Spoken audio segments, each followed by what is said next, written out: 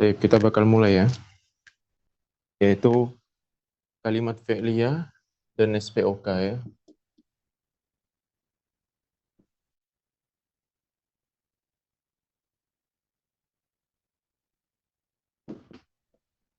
Nah, SPOK itu maksudnya dia kalimat di dalam bahasa Indonesia ya. Itu kan dia memiliki rumus SPOK ya, subjek, predikat, objek, dan keterangan.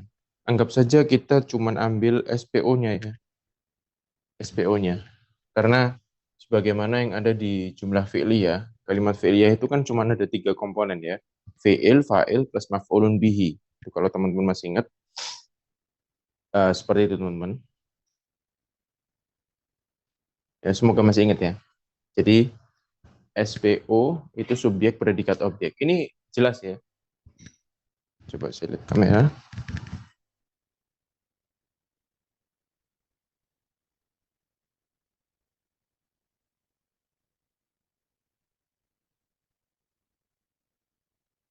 Sedang, iya enggak apa-apa, di off kan aja enggak apa-apa. Eh, tapi jelas ya, anunya ya, apa namanya, papannya ya. Jelas, Kak. Iya. Nah, untuk SPO ini subjek plus predikat ya, plus objek ya. Subjek plus predikat plus objek. Adapun di kalimat fi'liyah itu fi'il ya, plus fa'il plus maf'ulun bihi ini ya.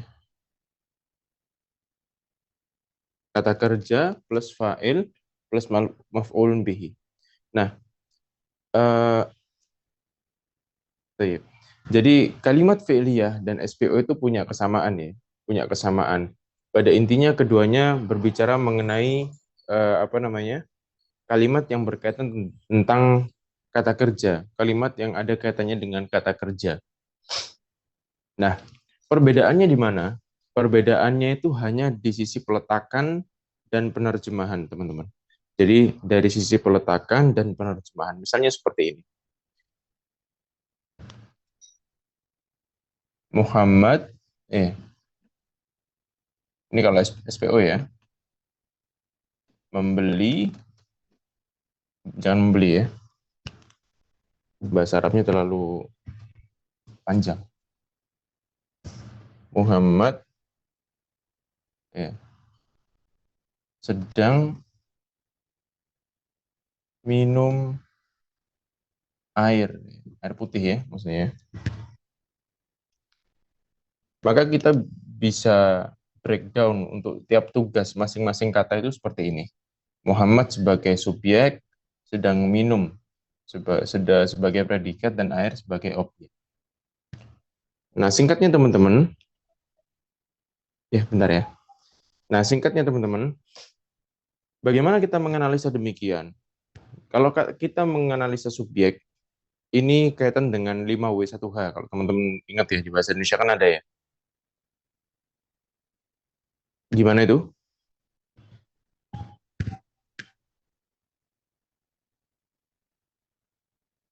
Ada kendala kah? Nggak ada ya? Enggak, Kak. Oh, iya. Muhammad, cara menganalisanya adalah Muhammad itu siap, kita jadikan semuanya sebagai pertanyaan ya. Siapa yang sedang minum air?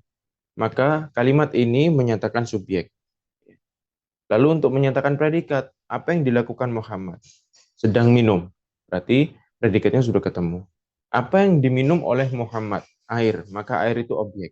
Itu cara menentukan tugas dari sebuah posisi. Sama dengan kita misalkan mendapati bahasa Arab yang kalimat dalam bahasa Arab demikian. Seperti kemarin ya. Akala ya. Muhammadun al-lahma misalkan ya. Muhammad sedang makan, Muhammad telah makan daging ya. Al-lahma itu daging. Maka ketika kita menentukan, ini kalau kita sudah tahu artinya ya. Ini lebih mudah insya Allah. Tapi kalau belum tahu artinya, berarti analisanya seperti kemarin ya. Akala ini kan terdiri dari 3 huruf, maka dia adalah fi'il. Muhammadun ini adalah isim karena dia bertanwin. Dan karena dia marfu dan diawali oleh fi'il, berarti dia menjadi fa'ilnya karena dia satu-satunya marfu di sini. Al-lahma dia adalah isim karena ada alif lamnya dan dia mansub sebagai maf'ulun bihi karena ini jumlah fi'liyah, di dalamnya cuma ada fi'il, fa'il plus maf'ul bih. Fa'ilnya marfu, maf'ul bih pasti mansub. Sedangkan satu-satunya isim yang mansub adalah Allah. Maka al-lahma ini sebagai objek. Itu kalau kita menganalisa secara eh, ilmu yang kita akan dapat dari bukunya Ustadz Abu Surah ya. Tapi kalau kita sudah tahu artinya, maka kita bisa menggunakan kalimat pertanyaan-pertanyaan yang kami ajukan sebelum itu. Barusan nih. Misalkan, apa yang dilakukan Muhammad? Muhammad telah makan. Siapa yang telah makan? Muhammad. Apa yang dimakan Muhammad? Daging. Seperti itu ya teman-teman. Nah, eh, setelah kita tahu, setelah kita bisa menganalisa antara SPOK dengan apa namanya jumlah fi'liyah, lalu di mana letak perbedaannya? Namanya serupa tapi tak sama, itu kan ada perbedaan yang tipis. Nah, seperti ini teman-teman. Kalimat fi'liyah itu dia punya keunikan ya, yaitu fa'ilnya bisa di depan fi'il ataupun di belakang fi'il. Contohnya seperti ini. Rumus asal, rumus asal ya, rumus asalnya seperti ini. Fi'il, ya, fi'lun plus fa'ilun plus maf'ul bih.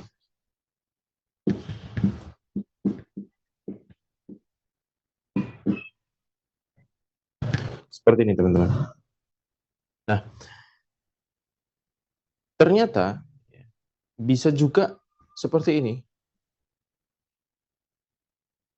Jadi dibalik, fi'ilnya menjadi yang di depan.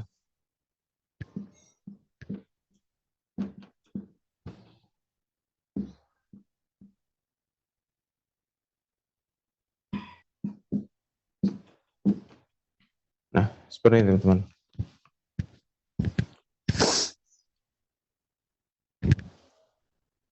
Oke, jadi tidak harus yang di awal itu fi'il.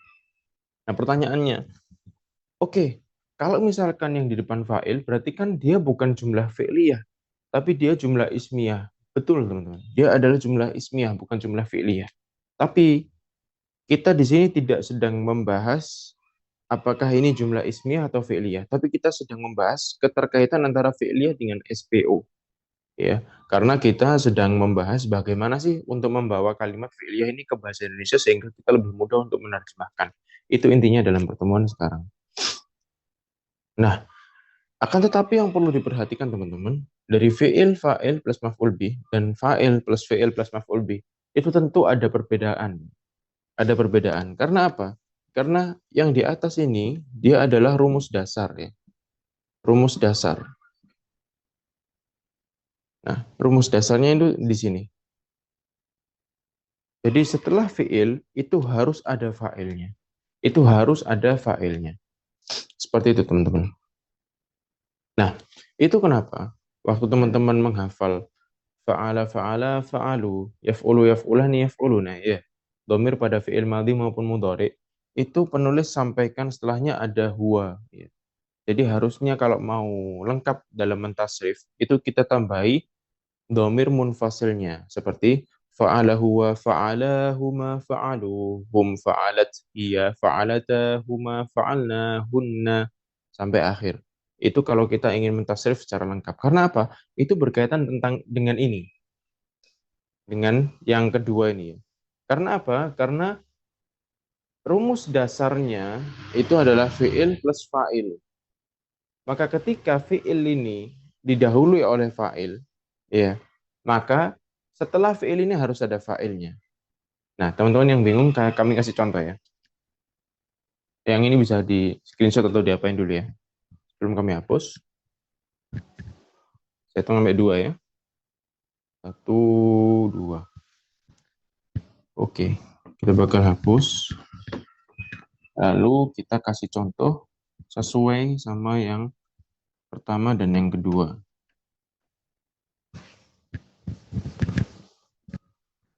Anggap saja, ya, anggap saja yang pertama ini ada kalimat nama ya, syariba.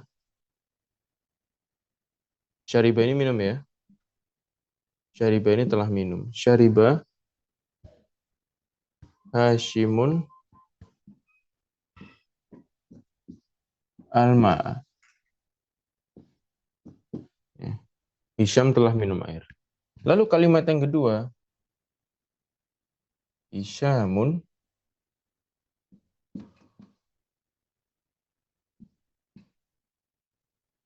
syaribal ma'a. Nah, kalau kita melihat dari segi kaidah bahasa Arab, keduanya ini beda. Yang pertama ini jumlah fi'liyah, yang kedua jumlah ismiyah. Ini teman-teman jangan bingung ya, jangan tanya kenapa.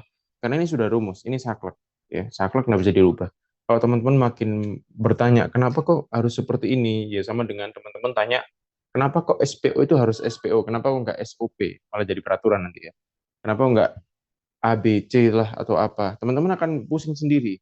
Karena memang rumus itu saklek. Jadi yang ini nggak bisa dirubah. Ya. Tinggal mengikuti saja dan menghafal bagaimana rumusnya tersebut, dan kita tinggal menjalani saja. Nah, kalau kita lihat sekilas untuk kata kalimat yang kedua, itu modelnya seperti subjek predikat objek. Kalau kita artikan secara letterlet, teman-teman, insya Allah ketemu. Ya. Hisham, Hisham, artinya ya, subjek. Ya. Syaribah telah minum, predikat. Ya. Kata kerja. Al-ma'ah, objek, objek.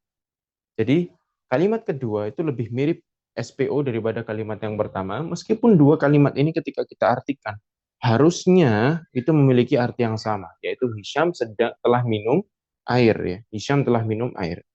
Nah, perbedaannya di mana? Oke, sekarang kita breakdown untuk kalimat yang kedua. Ini kita ambil contoh yang paling mudah ya, yaitu dengan isim mufrad mudzakkar, yaitu isim tunggal satu, yang mana dia berjenis kelamin laki-laki. Untuk yang belum tahu, ada di YouTube Short baru kami upload ya. Dua jenis isim, antara isim mudzakkar dan muannats. Nah, Hisyamun syariba, karena dia adalah fiil ya, adalah fiil, maka setelah fiil itu harus ada fa'ilnya. Nah, fa'ilnya apa? Oke. Fa'ilnya adalah domir munfasil. Ya, kemungkinan adalah huwa. Yang mana dia kembali ke Hisham. Syaribal ma'ah. Nah, buat teman-teman yang masih bingung, kok bisa syaribah huwa? Oke. Jadi apa namanya? Fiil, ya. Fiil setelahnya itu harus ada fa'ilnya. Enggak boleh enggak, ya. Kalau enggak berarti ada nakis, ada kekurangan ya. Karena dia adalah rumus saklek. Nah, ketika setelah fiil itu tidak setelah fiil itu langsung maf'ul bi, berarti fa'il itu harus ada setelah fiil tapi statusnya itu ditakdirkan, kemungkinan. Yang mana dari kemungkinan tersebut akan dikembalikan ke apa namanya? Ke pelakunya, ke pelakunya. Eh, misalkan seperti ini teman-teman. Kalau saya tanya misalkan ke teman-teman, saya melihat Muhammad. Saya melihat Muhammad. Lalu teman-teman tanya ke saya, ngapain Muhammad? Terus saya jawab, minum. Teman-teman pasti tahu. Teman-teman pasti tahu ya. Siapa yang minum? Ya Muhammad. Tapi saya cuma bilang di situ minum. Nah, kenapa kok tahu? Karena sudah jelas siapa yang minum. Nah, itu sedikit analogi ya. Sedikit analoginya. Sama dengan ini, ya. Ketika saya buat kalimat Hisyamun syariba al-ma'a. Anggap aja ini nggak ada ya. Anggap aja ini huwa nggak ada. Maka syariba di sini itu seperti memotong, ya. Seperti kalimat sendiri. Syariba huwal ma'a. Itu seperti kalimat yang berdiri sendiri. Ya. Ini bakal dijelasin sebenarnya di pembagian khobar ya. Pembagian khobar di jumlah fi'liyah. Itu ada insya Allah penjelasan ini bakal lebih lengkap. Nah, syariba huwa al-ma'a itu dia berdiri sendiri, ya. Yang mana ini menjadi penjelas dari kata Hisham itu tadi, ya. Penjelas dari kata Hishamun. Jadi Hisham telah meminum air. Bingung apa enggak ini? Bingung kayaknya ya. Semoga aja nggak bingung ya.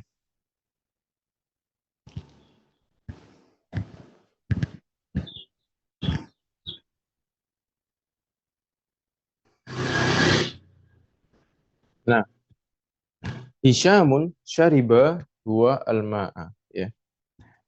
Jadi kalau teman-teman hafalkan domir pada fi'il madhi misalkan ya, fa'ala huwa. Nah,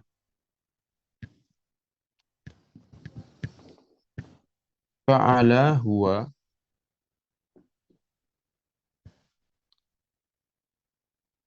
fa'ala ini kembali ke syariba, huwa ini ke sini. Kenapa kok ditulis seperti ini? Agar menjelaskan bahwa setelah fi'il itu pasti ada fa'il, walaupun tidak ada fa'il yang dohir, fa'il yang terlihat. Pelaku, subjek yang terlihat. Seperti itu teman-teman. Jadi ada dalam bahasa Arab ya, ada subjek yang terlihat, ada subjek yang tidak terlihat. Nah, huwa ini subjek yang tidak terlihat. Subjek yang tidak terlihat. Hisham ini subjek yang terlihat. Jadi dihitungnya dari mana? Dihitungnya dari setelah fi'il itu ada fa'il atau enggak. Kalau setelah fi'il ada fa'il seperti Hishamun, Hashimun, maaf, Hashim, maka Hashim adalah fi'il, subjek yang terlihat. Tapi kalau ternyata setelah fi'il itu tidak ada fa'ilnya, langsung ke maf'ul bih. Berarti pelakunya asalnya di belakang, tapi setelah fi'il itu harus ada fa'ilnya, maka setelah fi'il itu ada fa'il, ada subjeknya, tapi subjeknya tidak terlihat, kemungkinan huwa. Bergantung dari fi'ilnya apa. Misalkan fi'ilnya fa'ala, ya. Fa'ala kan huwa, syariba kan huwa, ya. Atau akala huwa, ya. Atau roja'a huwa juga. Nah, kalau fa'ala huwa, ya. Kalau yang masih bingung masalah tasrif ya. Fa'ala, fa'ala, fa'alu gitu ya. Fa'ala, fa'ala, fa'alu ya. Seperti ini ya. Ini sama kayak dengan akala, akala, akalu. Seperti ini teman-teman. Sama ya. Sama dengan fa'ala syariba ya. Syariba huwa al-ma'a. Insya Allah ada donat lewat nih.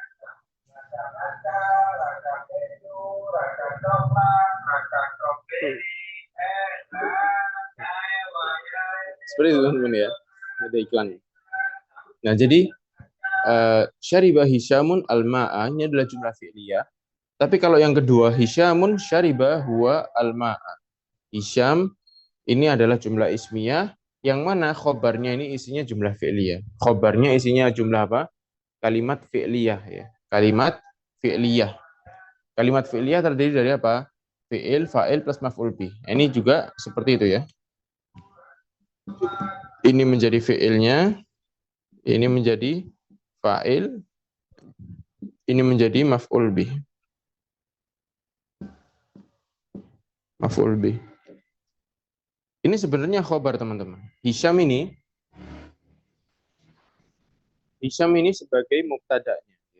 Buat yang teman-teman sudah jelas dengerin kalimat ismiyah, Hisham ini mubtada, lalu khobarnya ini semua. Jadi dia itu seperti folder teman-teman. Seperti folder kalau kita buka klik isinya jumlah fi'liyah. Isinya jumlah fi'liyah terdiri dari fi'il, fa'il plus maf'ul bih. Nah, isinya seperti ini. Fi'ilnya apa? Syariba. Fa'ilnya adalah subjek yang tidak terlihat, kemungkinan huwa kembali ke si Hisham, dan maf'ul bihnya adalah alma. Seperti itu teman-teman. Ada yang tanyakan? Paham insya Allah ya. Baik, yang hadir cuma satu. Nggak ada yang tanyakan? Sudah ya? Tidak ada, Kak. Baik, seperti itu. Ini insya Allah kita sudah rekam ya. Nanti kita upload di YouTube buat murojaah. Yang nggak tahu bisa tanya melalui grup. Kita cukupin sampai di sini. Barakallahu fikum. Assalamualaikum warahmatullahi wabarakatuh.